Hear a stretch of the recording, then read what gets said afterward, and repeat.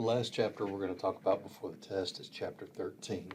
And I know 13 says screen film radiographic technique, but pretty much everything that is mentioned in chapter 13 is testable and it's still applicable.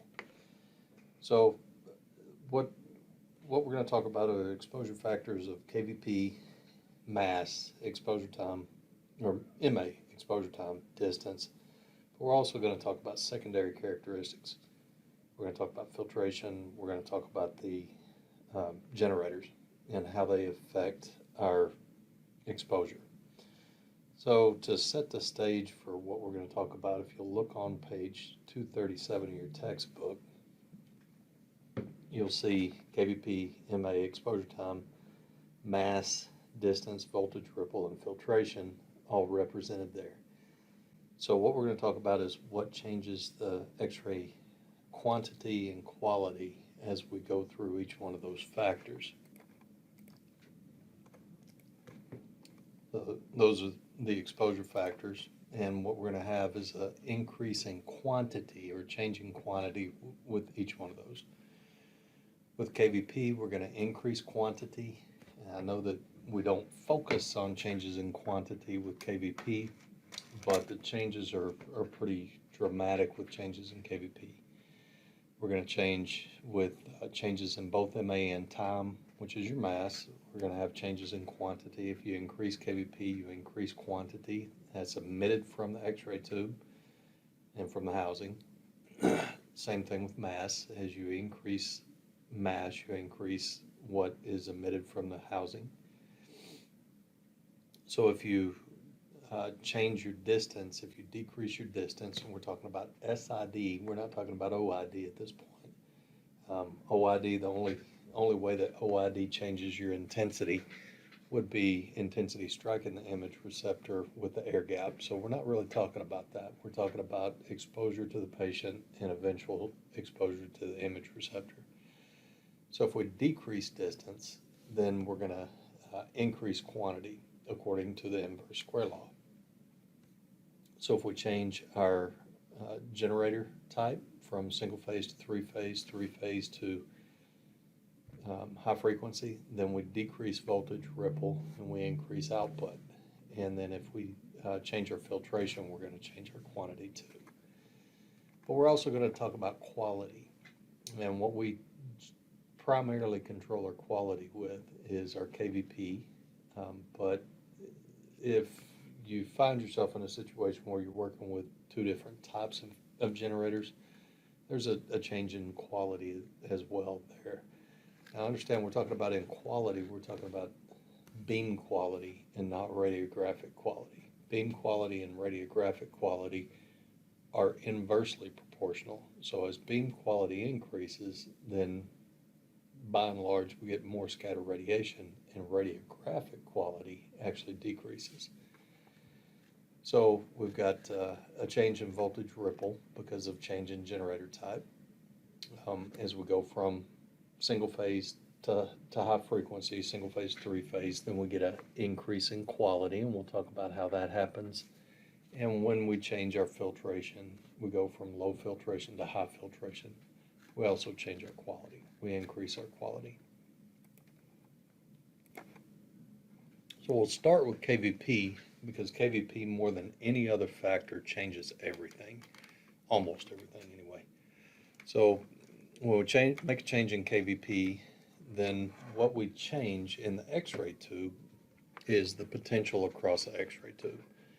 So the tube potential, the cathode end of the X-ray tube becomes more negative, the anode becomes proportionally more, or comparatively more positive.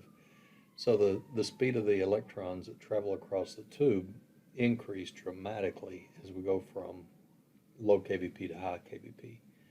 It doesn't have any effect on the photon speed, but it does change the frequency and wavelength. So if you remember all the way back to the first semester, I could get you a page number here. If you remember the graphic on page 49 with energy, frequency, and wavelength, then you remember that as frequency increases, your energy increases as well, and wavelength decreases. So frequency and wavelength, according to the wave equation, are inversely proportional, and frequency and energy are directly proportional. So as frequency increases, energy increases. And at the top of that spectrum on page 49, what you find is X-rays and gamma rays. So the highest energy, highest frequency, shortest wavelength. So when we increase our kVp, that's what we're actually doing inside of the X-ray tube, is we're changing the electron speed, and we accelerate the electrons faster. The faster they go, the more energy they can lose. The more energy they can lose, the higher the energy of the X-ray photon that's going to be emitted. Because a primary difference between visible light and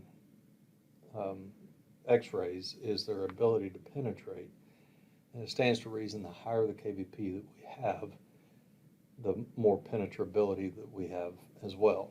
So as kVp goes up, we increase the ability to penetrate, and we call that our beam quality. The ability to penetrate equals beam quality, because we have to have a beam that penetrates through the patient in order to make an X-ray exposure on an image receptor and make a diagnosis. So one that doesn't penetrate is of no quality to us at all. So in as much as beam quality, we're talking about beam quality, the higher the penetration, the more quality we have. So we kind of reverse engineered this. The electron speed gives us higher photon energy. That photon energy gives us more penetration, which is the quality in our X-ray beam. That's what we use to control the quality in the X-ray beam. But again, beam quality is not the same thing as radiographic quality. Radiographic quality, we have to have high contrast, or we have to have adequate contrast. And as kVp goes up, because we penetrate more tissue types, then our differential absorption goes down, and therefore our overall radiographic quality decreases. So beam quality can increase to the point where we have no radiographic quality at all. And what we tend to not focus on are the effects on quantity or intensity. But the effects on quantity are more dramatic with kVp than with any other factor. And I'm going to show you why. Bring the calculator up. So you might have a tendency to think, well, look at the inverse square law. If you double your distance, your intensity decreases by a factor of 4. So if you double your distance, what you would have to have is a change in mass by a factor of 4. And that's pretty significant. But if you compare kVp and the effects of kVp and the replacement of mass for changes in kVp, then it gets much more dramatic with changes in kVp. So what I mean by that, if I have a technique of 50 kVp at 100 mass, and I wanted to shoot with 100 kVp, what would my new mass be in order to maintain the same image receptor exposure? So what I'm going to do is I'm going to run up to 100 kVp. Our original technique is 50 kVp at 100 mass, but now I want to reshoot with 100 kVp. What is my new mass using the 15% rule? So 50 kVp, 1.15 times 1.15. So a 15% change gave me 57.5 kVp. So if I go 1.15 again, now I'm at 66, and I've changed my kVp twice, so I've had to change my mass twice. 1.15 again, that's 3 times. 1.15 4 times 1.15, and I finally get to 100 kVp. Now I started with 100 kVp, and I changed my mass, or my kVp. I started with 50 kVp, and I changed my mass by 15% each time. What that would do is double my exposure to my image receptor. So what I need to do is for every time that I doubled, I need to cut my mass back by a factor of 2. I changed my kVp 5 times to get from 50 to 100, so divided by 2, divided by 2, divided by 2, divided by 2, divided by 2. So my new technique would be 100 kVp at 3.125 mass. So yeah, changes in distance are pretty significant, but changes in kVp are even more so. So if we were to run through that same experiment and not change our mass at all, then what I would wind up with is the equivalent of, lands, let's see, I hadn't even thought about doing it this way, times 2 times 2 times 2 times 2 times 2. So our equivalent mass at 500 or at 50 kVp would have been 3,200 mass. So again, changes in kVp are much more dramatic than changes in mass or changes in distance. So how does kVp affect the brim spectrum? All right. I'm going to have you go back to page 130, and if you look at figure 7-12, you can see that changes in kVp have no effect on minimum energy. The only thing that affects minimum energy is filtration. So minimum energy is unaffected. But if you notice that kind of at the toe portion of that curve, what we see is a separation between the 82 and the 72 kVp almost right away. The minimum energy remains unaffected, but just above that minimum energy, we get an increase in output. So that increase in output extends all the way out to the far right-hand side so that we've got a higher peak energy, which means we've got a higher quality energy, higher quality X-ray beam, and also everything under that line represents numbers. So what we've got is an increase not only in peak energy, but we've got an increase in energy all throughout the entire range. But that the height of that bubble represents the average beam energy. So what it does is it pushes it towards the high energy side, increases the height. That height is the number of X-ray photons emitted, increases the peak energy. So everything goes up with the exception of the minimum energy. The minimum energy stays the same. It remains right where it was before. Everything else changes. Pushes the height of the bubble up, pushes it towards the high energy side. It increases our average, and it determines whether or not we're going to get a characteristic spectrum. So on that 72 kVp, if that peak energy of that X-ray beam in figure 7-12 was 68 kVp, we wouldn't have a characteristic spectrum. So it is what gives us a characteristic spectrum. It determines whether or not we're going to have it. And again, as we increase kVp, we increase the height of the bubble representative of numbers, we increase peak energies, and we move the bubble towards a high energy side. So the 15% rule is, or a 15% change, it's not really a 15% rule, but a 15% change in kVp, if we increase our kVp by 15%, it doubles the image receptor exposure. It's important to understand it doubles the image receptor exposure, but it doesn't double the patient exposure, because what we'll have with a change in kVp is more penetration. So even though we get an increase in output, that increase in output, more of those photons are going to penetrate through the patient.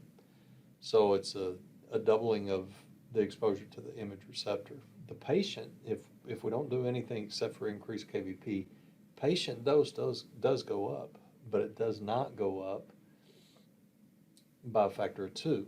It goes up less than a factor of 2. If you don't change anything except for kVp, then you do change patient dose. But if you increase by 15%, the image receptor exposure doubles. Patient dose does not.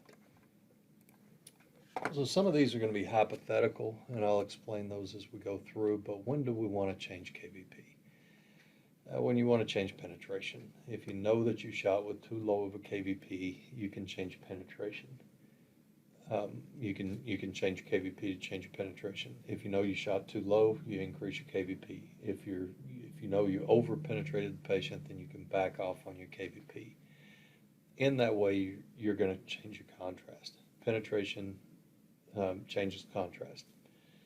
Remembering that this is how we change contrast, that the computer algorithm is the main determinant of what your contrast is going to look like. This is what you use to change contrast. So when you want to change exposure and contrast, what you would do is truly use that 15% rule. So you would increase your kVp. If you wanted longer scale of contrast, you would increase your kVp and decrease your mass. If you wanted higher contrast, then you would decrease your kVp and increase your mass. And that's truly your 15% rule. Increase your kVp by 15%, cut your mass in half. Decrease your kVp by 15%, and you would have to double your mass. Well, let's say you had a pediatric patient, and you had a good technique for a smaller pediatric patient, and maybe you're phototiming. Then what you could do to save some dose to the next patient who might be larger is to increase your kVp. You got to understand that in those cases you're going to be playing around with your contrast and density, or your contrast and your penetration. But if you've got a patient that you're shooting, let's say, a scoliosis series on, your contrast is really not as big of an issue with a scoliosis series where you're looking at the curvature of the spine as what it is looking at fine detail in let's say, fingertips. So you could change your kVp. Or if you're using, or maybe doing an IVP on a pregnant patient, you're going to have some increase in tissue thickness there, so something's going to have to change. But you got a pregnant patient, so if you take the kUb on a known pregnant patient, then the baby's going to get a full body dose. So it might be a good idea to increase your kVp instead of increasing your mass for those cases. So is the patient dose going to go up? Absolutely. But is it going to go up as much as if you changed your mass? And the answer is no. So if you find yourself in a situation where you've done everything that you could do with your MA and time to shorten exposure time, then you could use kVp. Or if you're phototiming, you could increase your kVp, and that would drive your exposure time down. Conversely, if you were needing a breathing technique and you were phototiming, then one strategy would be to reduce your kVp a little bit. If you just needed a limited breathing technique, if you reduce your kVp, then your density is still going to be the same because your phototimers are going to take care of that.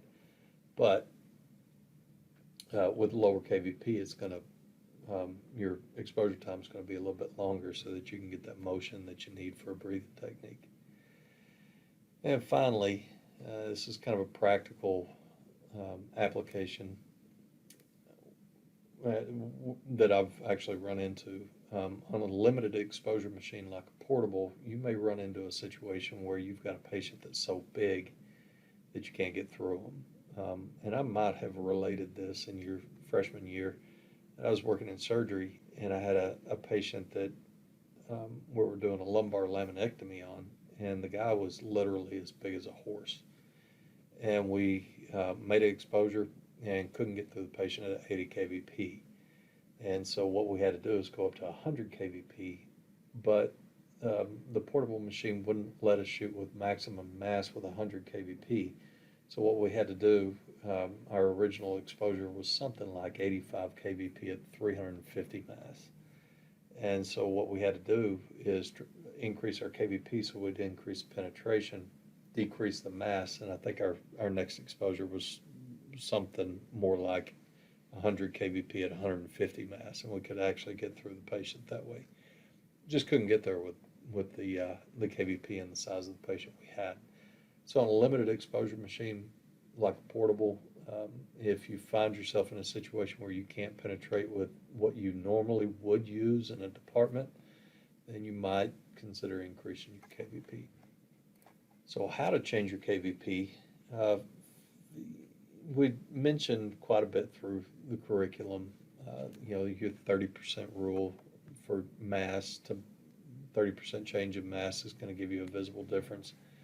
And the equivalent of that in kVp is 5%.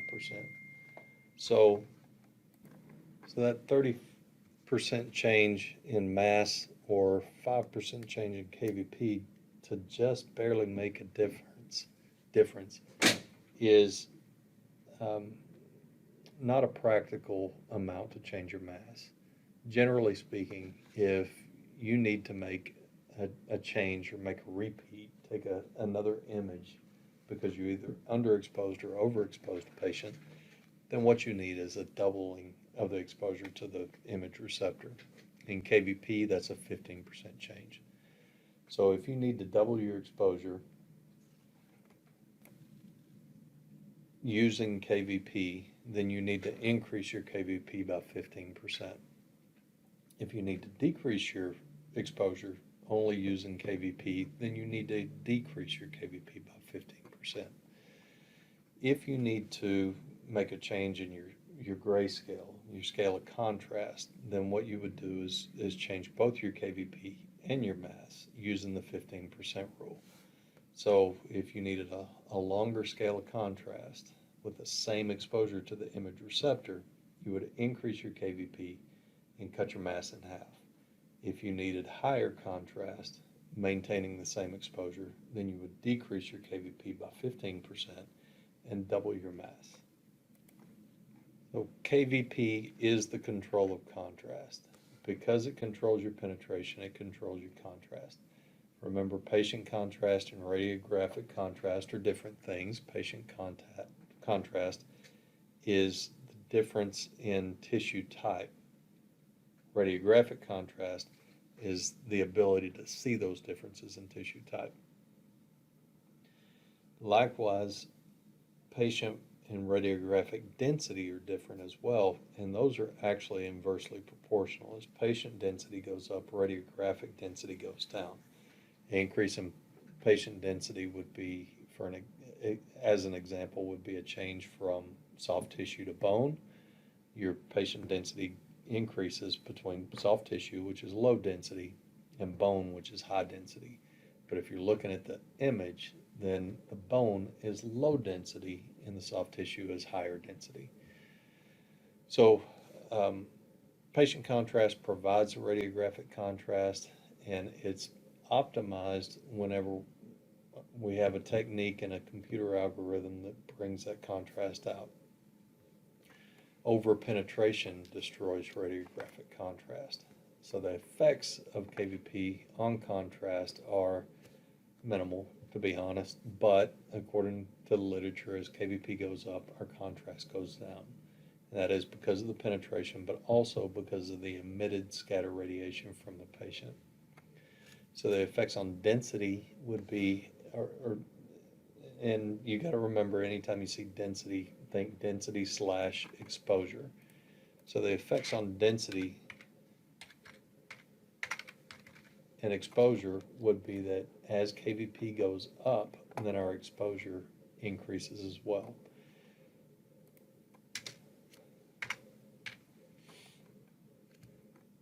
Now that's if we don't do anything with our mass. If we increase kVp, then what we're going to get is an increase in exposure. If we increase our kVp and we decrease our mass, then we have no effect on density or exposure. If we increase our kVp and we cut our mass in half, there's no effect on exposure. If we decrease our kVp by 15%, we double our mass, there's no effect on exposure.